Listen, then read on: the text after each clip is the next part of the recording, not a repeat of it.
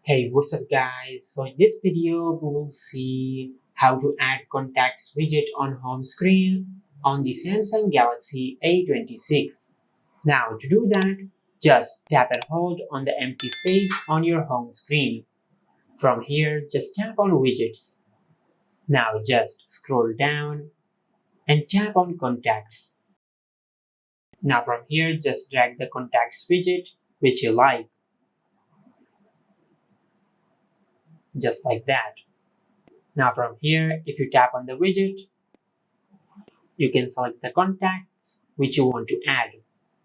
Now once you have selected the contacts which you want to add, just tap on done, just like that. And this is how you can add contacts widget on home screen on the Samsung Galaxy A26. If you found this video helpful, please like the video and subscribe to our channel and hit the bell icon to get notified when we upload a new video.